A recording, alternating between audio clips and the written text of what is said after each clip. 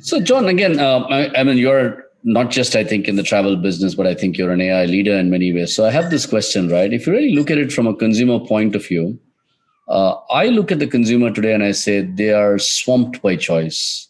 If I want to just buy, let's say, the blue T-shirt I'm wearing, I mean, I can go on the internet and then there are like 1,000 examples, and then there are like, many brands, and then suddenly ads start popping up and so on. And then I start to read the reviews and they're conflicting, and the one says great and the other one says try the other one, other brand.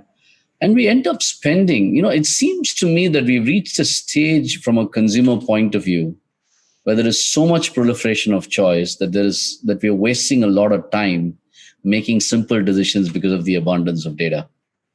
And the question, therefore, is how does a brand, whether you're in travel, whether you're a consumer bank, whether you're a healthcare provider, an insurance company, how do you stay relevant in this when the problem is not enough data, but too much data, too much choice, too much information about each choice?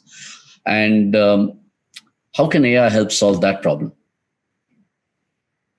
Oh, it's a big one. It's interesting when you talk about choices. They did a study in regards to how many choices you make per day, and actually, there's perceived like how many choices do you perceive that you have, and they found in the U.S. it was like to make a decision about buying a Diet Coke was some absurd number, and I won't quote it correctly, but like 1,000 choices you have to make before you get to that decision. Wow. And in India, they had summed it down to like something like 10. And so it's the same decision making like capabilities and perceptions, but it was really, I don't want to say, I'd say extreme in regards to how you think about it culturally. So, there's also just this cultural lens that you have to put on it, which is literally what are you asking people to do and what choices do they think that they're making along the way? And, what are the access points? And we keep opening up these optionality. I think of it maybe different as opposed to algorithms. Maybe a different way of thinking about it is just the power of brands and how much people need to actually focus on that going forward in the world of business. And I'll use the Amazon marketplace as actually an example. Is that there's so many people who are trying to now sell things on Amazon, right? And you have some choices that you can make. Like you could go and become a wholesaler on Amazon and offer that up as a small business and say, well, I'm going to go buy stuff and then sell it in wholesale, which is to sell it to retailers who can go and do X, Y, and Z. You could be a white label like retailer and, try to sell things and then service them. I'm going to take on the service capability of that. Or you could go build a brand and then offer basically a product line that's very differentiated and whatnot. And I think a lot of people, as they've been entering this marketplace, like the lucrative dollars is really when you can build brand. Can you build very differentiated product, and can you have a high level of service, and can that brand mean anything? And can you advertise that brand, make people aware?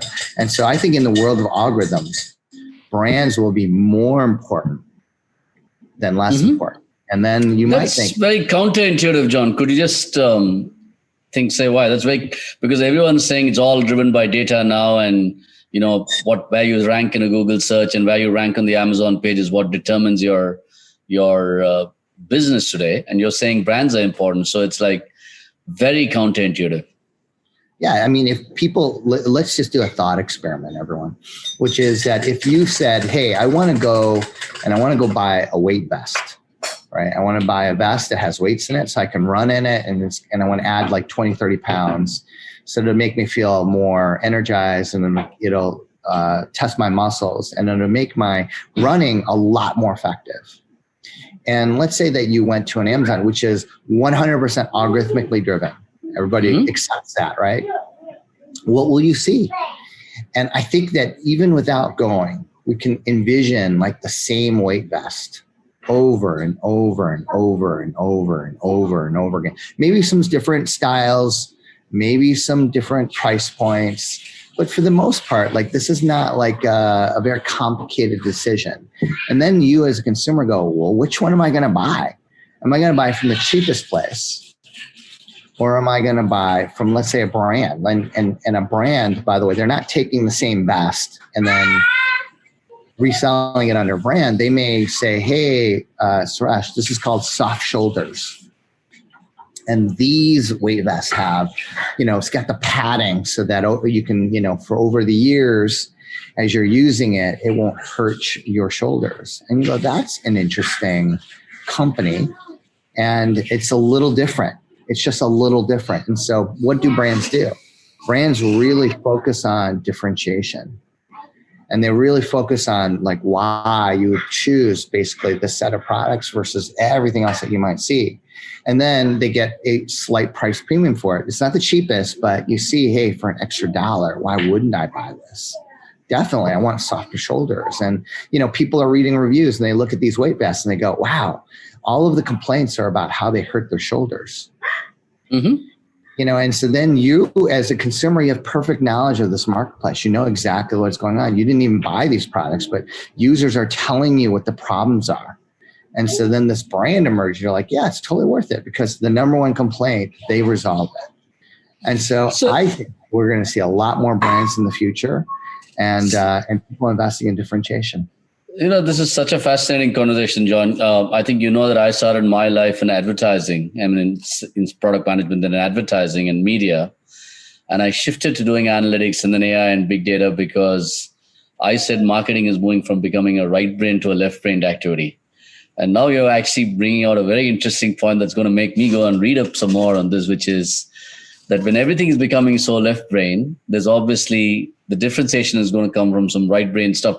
Even when you talked about the reasoning, to me, it seemed like while it might come from an algorithm, it really needs a human being to say, hey, listen, I need to provide the context of how a decision like that is made. So it's a very, very fascinating area.